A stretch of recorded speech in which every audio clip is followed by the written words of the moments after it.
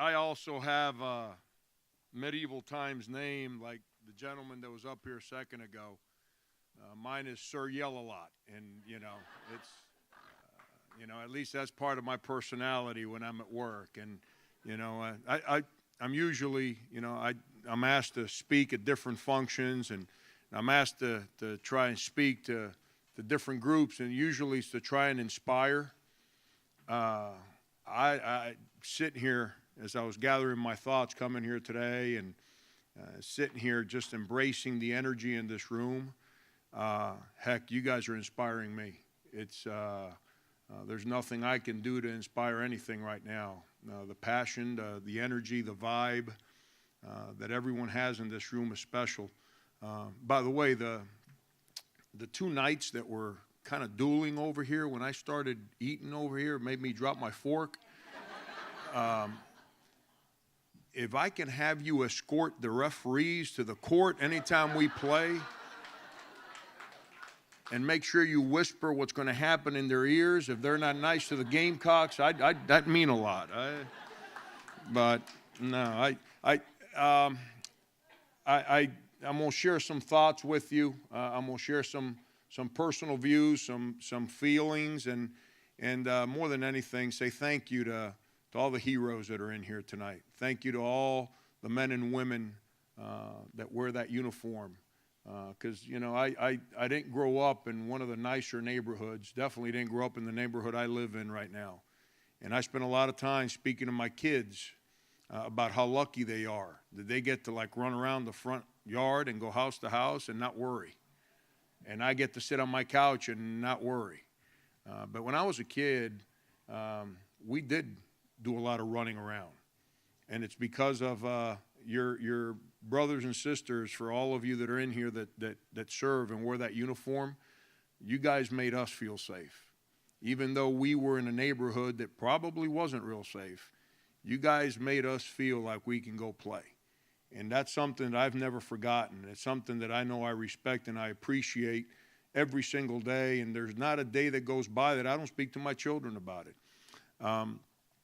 One of the things that I've started, and I started it last year, and it all started when I'm too honest. I don't if you're around me and you know anything about me, I don't pull any punches.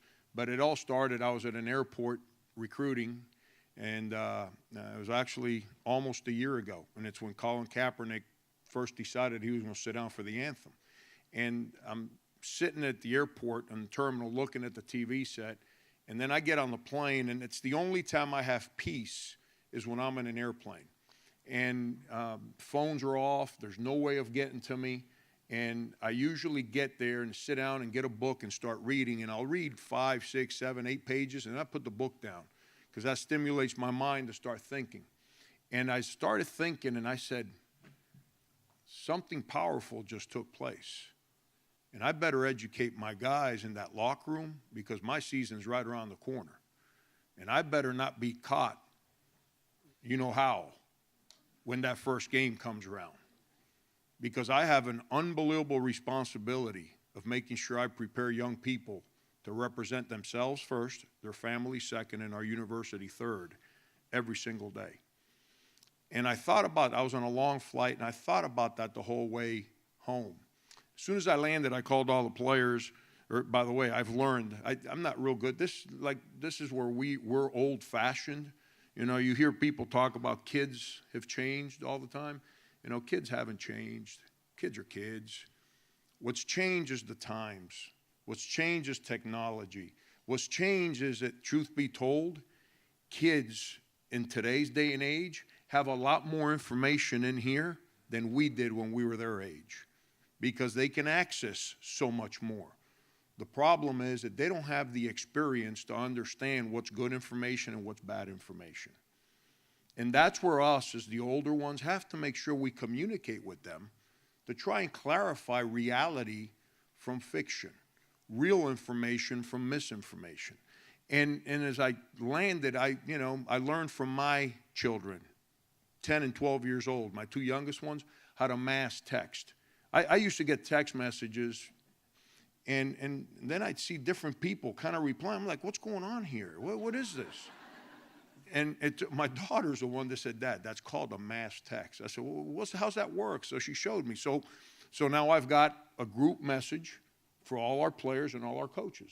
So I sent the note out, and I'm not big on changing schedules, but this was something that kind of struck me. And I said, I need you guys in the locker room tomorrow at 5 o'clock.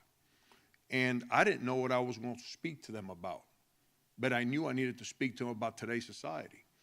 And we sat down, and I brought that topic up. And what happened is that has become a ritual for us. And here's what's incredible. I have learned to understand them so much better now because I share with them my views, my opinions. I don't share them on Twitter. I don't share them on, I don't do Facebook, by the way. I don't share them on social media for the world to know because I don't need to be insulted by the people I don't know. But I share them with the people that I do believe in. I share them with the people that do believe in me. I'm willing to express myself to them. And here, what was a powerful moment for me that day, 2.5 hours later, I left that room saying, my players are being educated by what's on Twitter. So I told them at the end of the 2.5 hours, I said, we're doing this again tomorrow. And there's, unfortunately, I mean, heck, listen, if any of you follow the Gamecocks, you know this hasn't been one of my favorite weeks of my life. And it just happens. There's unfortunately, in every walk of life and every profession, there's always one or two that just kind of, it's the way it works. But the other 98 of us are going to be judged on social media by the mistakes of one or two. So when I left that day, I said, you know what? After listening to my guys, I'm going to visit with them tomorrow about the young man and the situation in St. Louis, Missouri a couple of years ago. And I walked in, I said, you guys tell me about what happened over there. He said, Coach Sindarius. He said, Coach, that was wrong. I said, what was wrong? He said, that guy got murdered by a cop. I said, really? I said, who else in here feels that that guy got murdered by a cop? Every single kid in the locker room from Estonia, don't matter where they were from, they all raised their hands. And I said, okay, who knows what took place in that situation? And they started describing the Twitter version of the situation. And I said, wow. I said, here, I did something for you guys. I had printed a copy of everything that's public with all the under oath statements of the witnesses. And I handed every player one. I said, let's read through this together because I don't want you guys to think it's my opinion. And they started reading, and Sindarius says, well, this is not what people said on Twitter.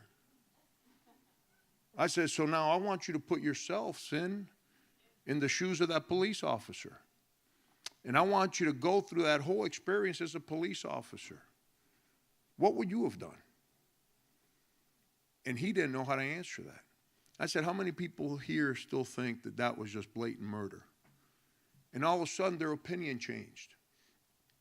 Now, here's the part, though. We got to have those conversations about every single one of those situations. And unfortunately, we need to educate our guys to comprehend the difference between one and another, the difference about right and wrong. What our guys in our locker room have understood is that education on social media isn't very good.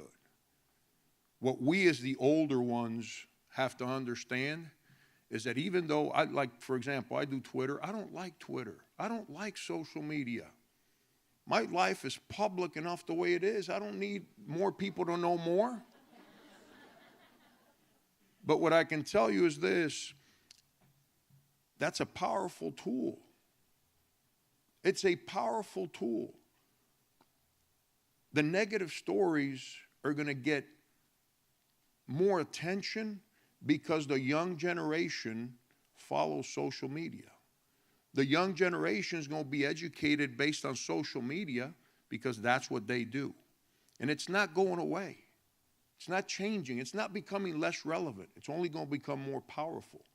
We, as the older guys and ladies, well, women are never old, right?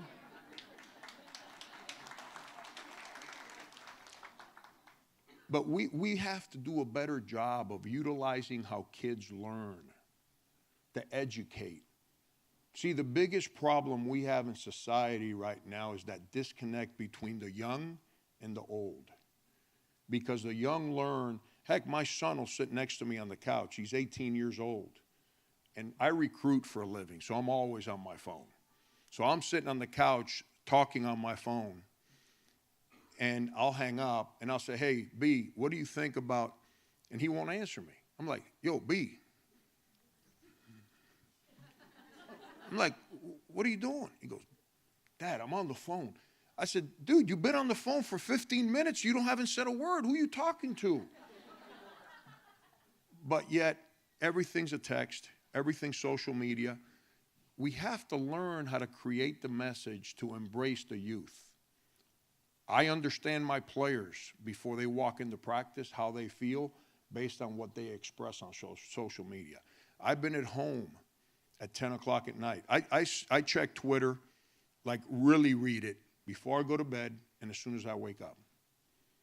Before I go to bed, because I see how the players are expressing themselves that night. It tells me what kind of frame of mind they got going in. And as soon as I wake up, first of all, to make sure none of my players visited with any of our great folks here over the course of the night. But then also to see what's going on in their heads in the morning before they start school. We have to learn how to embrace how young people learn. I don't care if we like it or not. That's the future. Trying to educate us old guys that police officers is what it's all about, we don't need to do that. We're good. It's the young people we got to educate. And the way they learn is different than the way we learned. They're not going to learn because we tell them anymore, because they've got more information than we know. We've got the experience. We have to help them understand how to separate the good information from the bad information. So with all that being said, and by the way, I'm not going to be much longer, but I'm used to talking about basketball and I'm used to talking about education. And when you get to speak about something so powerful, you can probably sit here and speak for a long time. But I also know this, I had a speaking deal with Jim Caldwell. It was my first year as a head coach at Kansas State University. And I went first, and then he went after me. He's the head football coach of the Detroit Lions now. He was the head football coach with the Indianapolis Colts at the time. And like I was first, he said to me, we're kind of backstage, it's a big old function, and we're backstage. He said to me, Frank, you know the 5 B's of public speaking, don't you? I'm like, this is my first year as a head coach. I'm saying, what am I doing here, first of all? And I said, no, sir. And he says, 5 B's, Frank. Always remember them. And remember, I'm behind you, so it's very important you pay attention tonight. I'm saying, okay, get to the point. He says, be brief, brother, be brief. So I promise you that I'm not going to be much longer, but when it's something so powerful, it's important that we all understand, and I'm sitting here preaching to the choir, but our biggest problem right now is education. And the only way we can educate is if we communicate. We can't educate without communicating. Young people communicate differently than we do. We can sit there and lecture to them till we're blue in the face. They're going to tune us out. But if we reach them through how they learn, then they'll listen to what we say. Then they'll be more willing to sit there and listen to our preaching. But if you think they're just going to listen because I'm the head basketball coach, don't work that way. They're more interested in what their peers got to say. So the court of popular opinion, which is social media in today's day and age, it's not the media anymore, it's social media. Heck, there's certain things I'd like to say here today, but I can't because there's no longer is there media. everyone in this room is a media member. So there's certain jokes and things and like by the way, if you're a Gamecock, you got nothing to worry about. Just so you understand, okay? If you're, and I'm talking about what you've been reading about this week, you got nothing to worry about. But we have to understand these things. But in order for us to be able to communicate the right stories, all the stories of every hero in this room, saving the child, taking a bullet to save someone else, and being able to sit here and still continue to do your service every day to protect the rest of us, why don't those stories get repeated?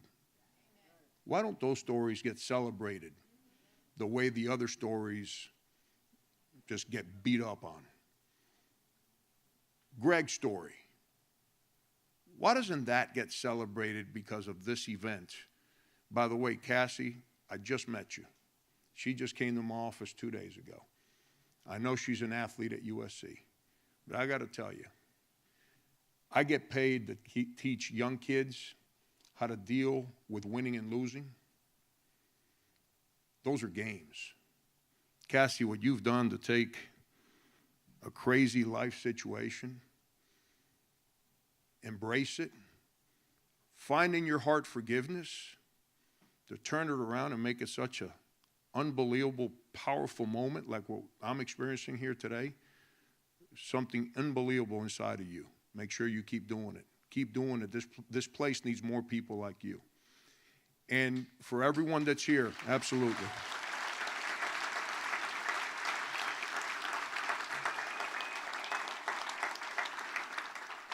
And for everyone that's here, I don't know if I made sense in anything I said, but let me tell you something. We need to reach these young people. Young people are not learning what matters. Young people are learning what's irrelevant. Young people are concerned with how many followers they have on social media rather than how many people actually live life and believe in what they're trying to do every single day. We have to make sure that we continue to reach the young people because it's just a matter of time before all of us in this room are, you know where. You're going to come calling for us sooner or later. It's just a matter of time where we're all sitting there with Greg smiling about what an unbelievable event Cassie put together. Just a matter of time. But when that time comes, all them young kids that I'm talking about, we need them to continue this thing here and make it more powerful every single day. That's what it's all about. That's